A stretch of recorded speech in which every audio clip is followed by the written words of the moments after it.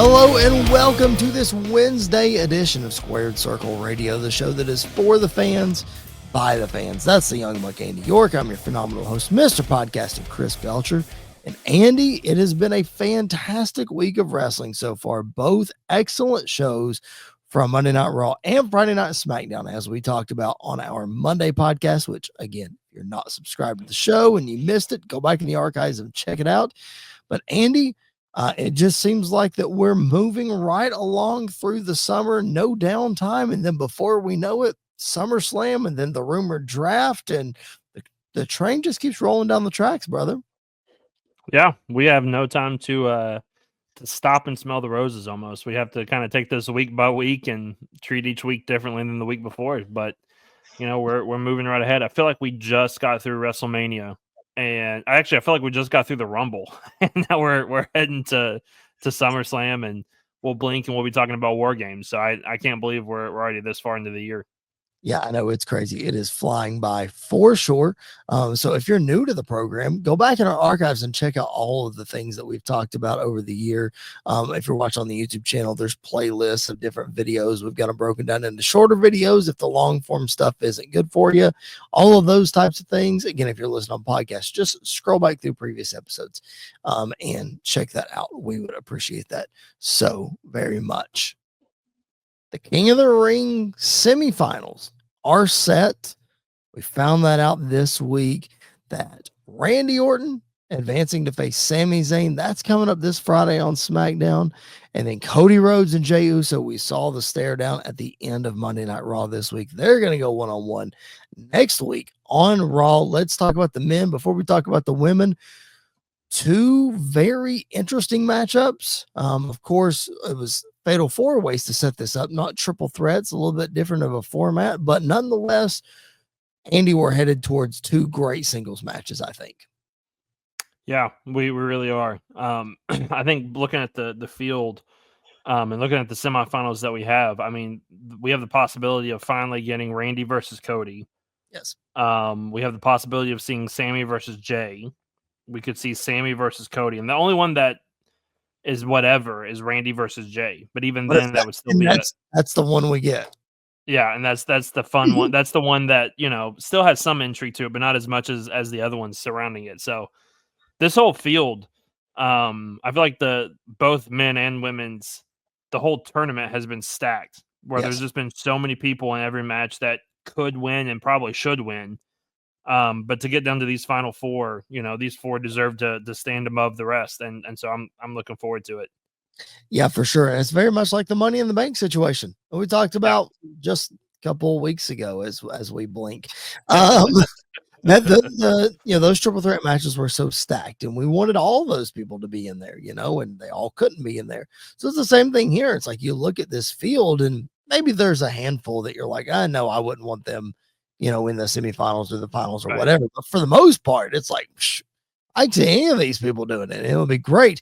Not to mention, not to dismiss those fatal four-way matches that we've gotten as we look ahead to the semifinals. Dude, those fatal four-way matches have been fantastic. Like all of them have been just high quality. They've gotten time on television. As we mentioned on the Monday show, like there were 4 fatal four-ways on SmackDown this Friday. Did not expect that to happen. And just great action all around. Yeah. Yeah, I don't think there's been a bad fatal four-way in this whole tournament. I think everything's been exactly like it's supposed to be. Everybody got their moments to shine. Even the guys that, you know, like you mentioned, have no chance of winning or moving on, still got their moments to shine in these matches and to shine in these fatal four-ways. So I think they've done a great job. You know, I'm a sucker for a tournament. I love the King and Queen of the Ring. And these were done really well this year. I think these were done better than last year's tournament. I'm more excited for this tournament than last year. So I'm curious to see the matchup that we could potentially get. I think there's a lot of scenarios from the matches that we could get, and then even going beyond that of like what they could lead to down the line. There's a lot of options from having these 4 guys in the semifinals. I think a Cody Randy final is probably the easiest and best way to get their first singles match out of the way before you turn one of them heel and get a true feud out of the deal. So that being said, like Jey Uso running it back with Gunther at SummerSlam doesn't shock any of us at all. And then Sami Zayn, I mean, he's the one that ended Gunther's Intercontinental title reign, so you could easily see that they've been building him as to the guy that can never win the championship or whatever. I think Karen Cross is probably going to have something to say about that, and him not advancing.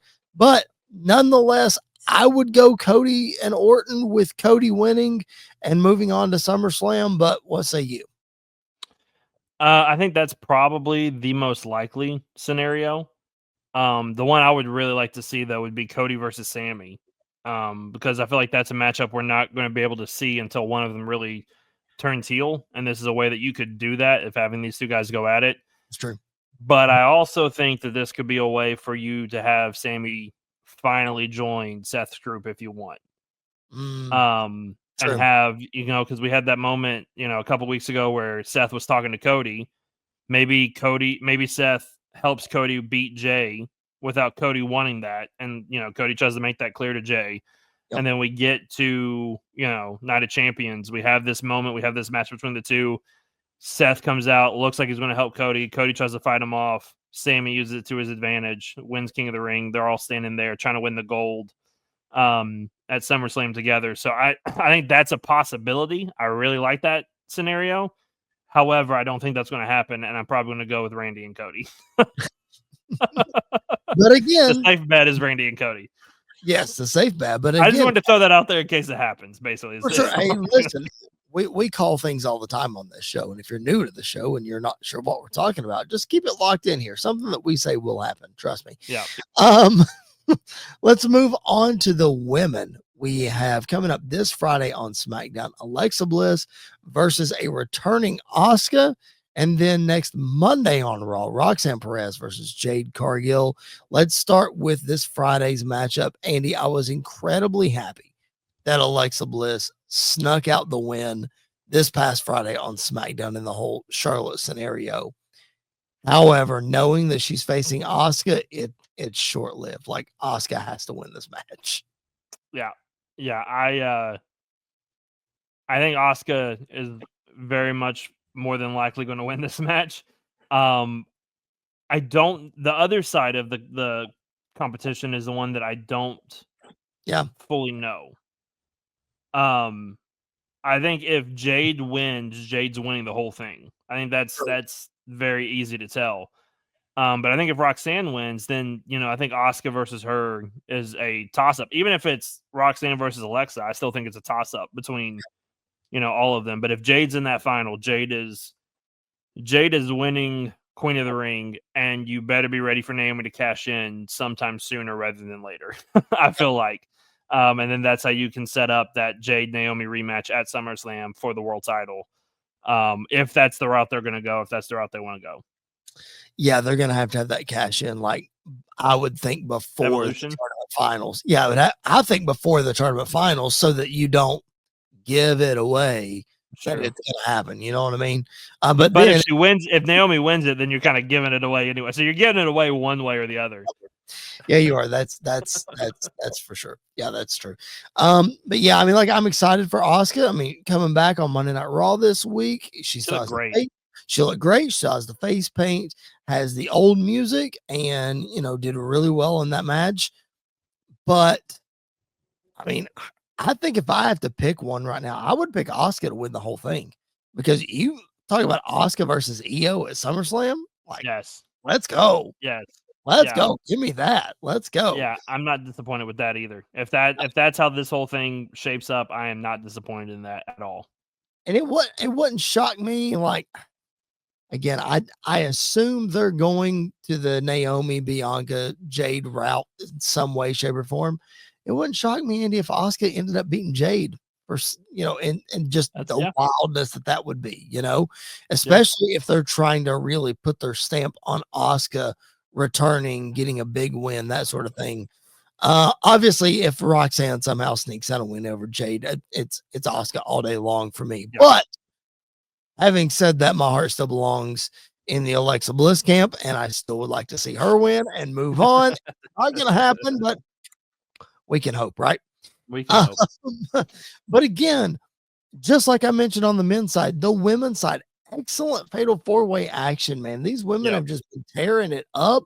This past Monday on Raw was no exception with Asuka, winning that fatal four-way. Just some, man, I cannot stress enough the people that, I don't know, we'll get to this in a little bit, but people that are watching this and just don't think this is good stuff.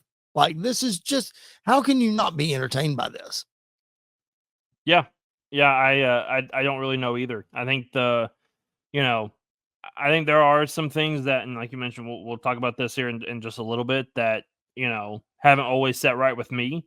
But when Mhm. it comes to the in-ring work, I mean, you know, there's nothing you can really complain about when it comes to the in-ring work Yep. week in and week out. Even the throwaway TV matches are still really good most of the time. Yep. And if they're not, then there's like a reason why they're normally not good. It's not because of the talent involved. It's just, circumstances or whatever. But I can't remember like a really bad, obviously not including, you know, injuries that occurred during the match or whatever the case. I can't remember a bad televised match this year. Like it's like a really, really bad one. Because we used to have, you know, early pandemic or late 2010s, we had some really Yes. bad SmackDown and Raw matches. But we haven't really had that this year. I mean, we've had some really, really good ones all year long. Yeah, no 3 to 4 minutes throwaway nonsense Yeah. and, whatever. Like, we're in it. Most matches that we're seeing now are like 2 segment matches. So at Yeah. least, we're at least getting something good out of it. Before we really dive into what we're going to talk about here in just a minute, let's circle back Keep to teasing Monday. it. Keep teasing it. I know, right? Keep it locked in. Don't go anywhere. We're gonna have a fun conversation here in just a minute. One thing from Raw that we did not mention on the Monday show is the fact that we're getting Bailey versus Becky for the Intercontinental title next Monday. Like, when I saw that, I'm like, we're giving this away right now? Like, now? What do you think about that? I think they're wanting to get to that triple threat between Bailey, Lyra, and Becky, Mm, probably at Evolution, because you saw the oh, backstage promo between Bailey yes. and Lyra. That's probably where they're going to head, and probably Bailey's going to try to cheat to win. Maybe Lyra tries to help Bailey get involved, and then cost her or whatever the case is. And then that makes it an easier way to set up the triple threat. But that's my guess right now is that's where we're heading. A really weird promo between Bailey and Becky. I thought like it was all over the place. And so I, just it it felt really weird from the beginning. They kind of picked it up at the end and brought a little intrigue to it. Becky coming out in all the Bears gear was just brilliant, absolutely brilliant. But yeah, I mean, I think the match is going to be great. I'm excited that we're getting it. Next week we don't have to wait until Evolution or Saturday night's main event or whenever we're getting it next week. But I think it is the setup, probably that triple threat at Evolution. Yeah, Monday Night Raw was just weird because it was in Green Bay and there were so many Vikings and Bears fans there. Like, it Yeah, was wild to me, the yeah, people that will just come and troll and just oh yeah. I don't You had know. that guy in the front that had the ref shirt on that was just hanging a Bears shirt over the entryway the whole time. Yes. And it looked like when Seth came out at the end that he kind of acknowledged him, but Uh without huh. acknowledging Uh him. huh. That was really, that was super funny. Oh goodness. All right. One other thing for Monday Night Raw. Uh, I miss Michael Cole and Corey Graves so much. Like, they did not miss a beat, dude. They didn't. It was the commentary all night long was just so good. I love Pat. I love Pat a lot. Yeah, It was nice to hear Corey Graves on commentary, though. yes, it was. Especially when Goldberg came out. It was very nice to have Corey Graves there and not Pat McAfee. And Um, Austin. yeah, I think Pat is very useful in a lot of situations, Yep. pay-per-views included. Like, I think he's very useful for a lot of situations. Week to week, though, I think is where Corey Graves really shines. Yes. And especially him and Michael Cole together. I mean, the Worlds Collides event that they did, he was phenomenal the entire time, and so I hope this is a return to form for him. I hope he gets the opportunity to come back and be on the main roster a little bit more and do these spots. Because he, like you said, he didn't miss a beat. Him and Michael Cole just kind of picked up where they left off, and it was awesome all night. As much as we all love Pat McAfee, I mean, we can all admit that he's keeping the seat warm for Mr. Graves whenever it's time for that to happen. I don't know when Pat would be hanging up the headset for good, but when he does, Corey will be right there. Yeah. All right. Let's talk about the state of WWE. This could be a conversation that really goes off the rails, and that's fine if it does. But when I say the state of WWE, Andy, there has been a lot of people, mostly online, and you can't believe everything that you read online, of course, but just talking about how bad the product is and how corporate the product is, and the ratings this, and the Seth Rollins that, and the audience this, and the blah, blah, blah, blah, blah. Like, as I'm sure you've read a lot of this stuff just like I have, as you're reading through some of this stuff, like, what do you think? Like, what are your thoughts as you're just reading some of the craziness that is coming out of these days? It's weird because a lot of it I think is just chatter. I don't think there's a lot of substance behind it. I do think a lot of the fans' frustration with TKO and with ticket prices and with just sponsorships literally everywhere. Mhm. I kind of understand that because I'm kind of on that side of it too. Of just I don't need a sponsorship on my table. I don't need a sponsorship on my ladder. If I see the Cash App logo on the Money in the Bank briefcase anymore, I might lose my mind. And how long before It they makes have sense, a right? massive logo right in the middle of the world title? Like, I'm waiting for that to happen. That's when I will draw the line. I was talking to somebody about that the other day. That's when I will draw the line and be very upset about it. Yeah, I think that would be my breaking point because Yes. I'm already kind of like I'm annoyed with on the ring, like on the ring mat, you kind of get used to it throughout the night. It's fine, it's whatever. But when we're doing tables and we're doing ladders and we're doing, the props that you use on TV as important things and you're slapping logos on them, that's where I start to have an issue with it. When it comes to like week to week booking, it's not perfect. It never will be by any standards. It'll never be perfect. They'll get things wrong. Um, I think the honeymoon phase is far behind us now. Yes. We're not, I think as much as we talked about it and beat it into the ground and talked it to death, I think the aftermath of WrestleMania 40 and everything that kind of happened kind of took a lot of the fans' trust away from the establishment, from Triple H, whoever you want to put in there. Yep. And then you kind of just have these little moments throughout the year where it's like, oh, there we go again. Brock coming out and cutting a promo on the first night, and he's friends with Cody out of nowhere. But then next week is like trying to badmouth Cody at the same time. What are we doing? So I think a lot of it's just chatter, but I do think there is some validity behind parts of it. Sure. And behind parts of the, I don't want to say outrage, but parts of the annoyance that comes with it.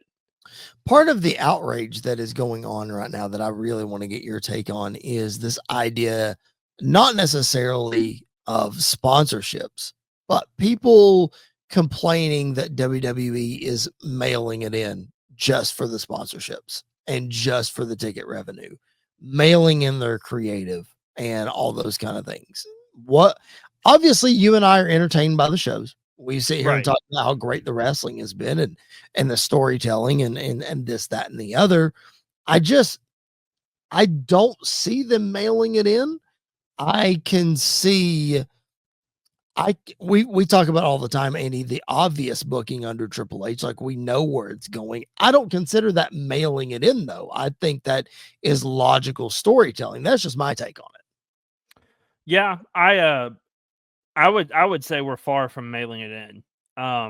People who say that we're mailing it in now need to really go back and watch 2010 WWE. Like that whole decade we were mailing it in, except for that one random year SmackDown was really good for no reason, and Right. then and then after that we were back to mailing it in all over again. Um, I don't think we're mailing it in. I just think Triple H had a really good read on the fans his first Mhm. year or so, like his first couple years. But wrestling fans are fickle, and we change our mind, and we change what we like, which is not necessarily always a bad thing because that's how you keep, fresh eyes and people coming in that you normally wouldn't see come in, and you get moments that from it. So I don't think it's always necessarily a bad thing.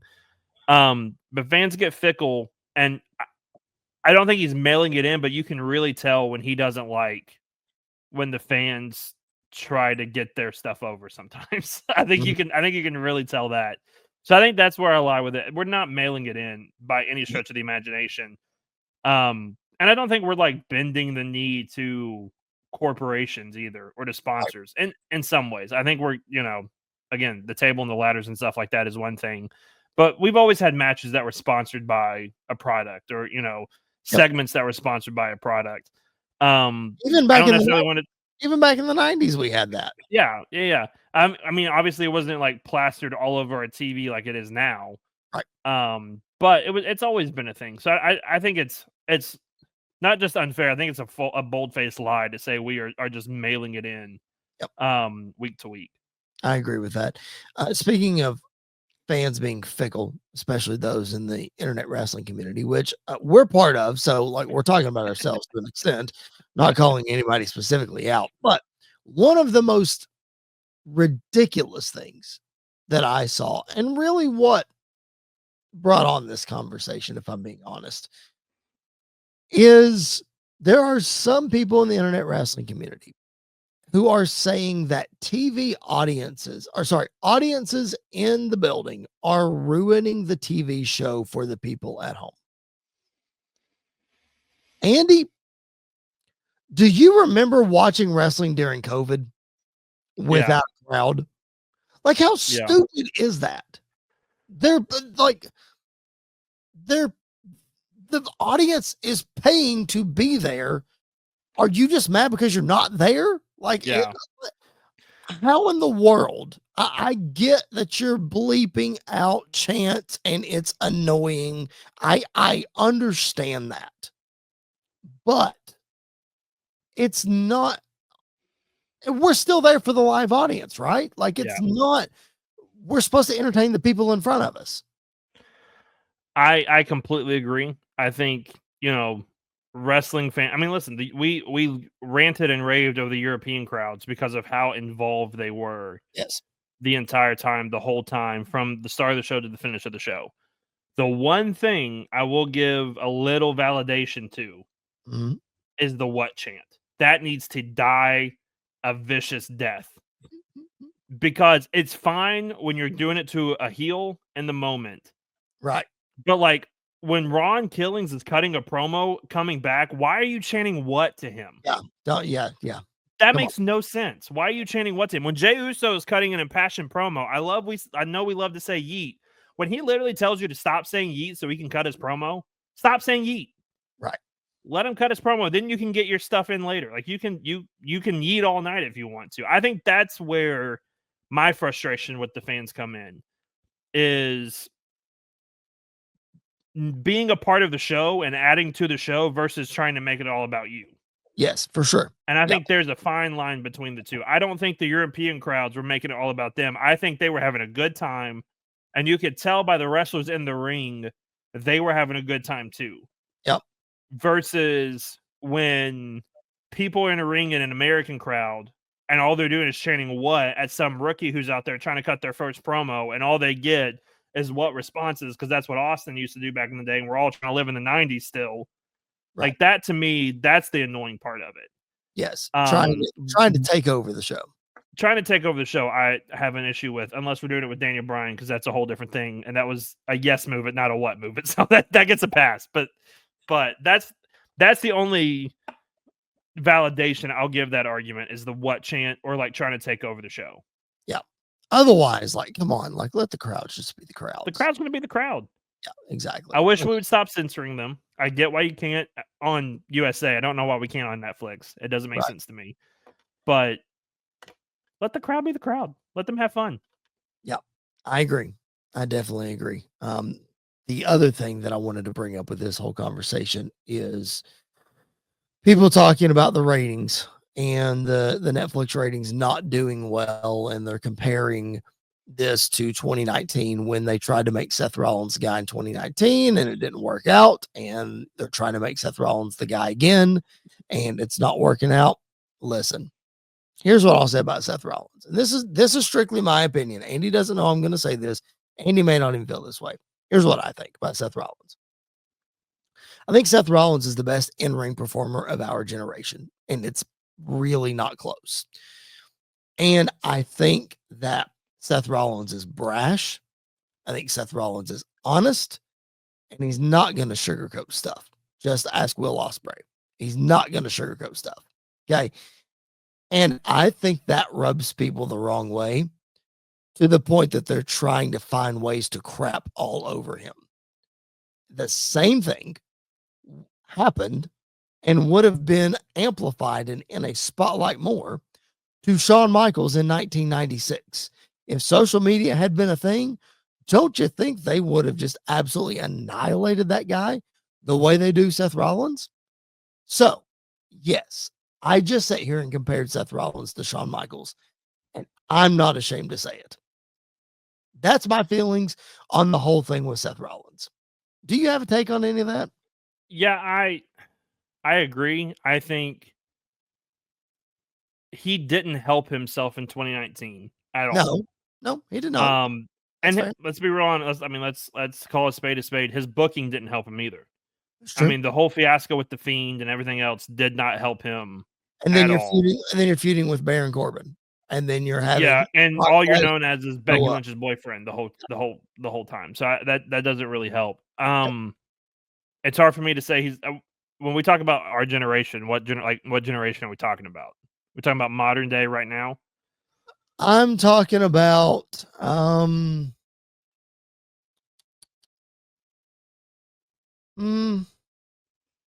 I would say the last 15 years. I think he's top 5. I wouldn't say he's number 1. It's hard for me to put anybody above Bryan Danielson. If I'm just Sure, be real honest with you, I think it's real hard sure. for me to put anybody over Bryan Danielson and Kenny Omega and even Will Ospreay.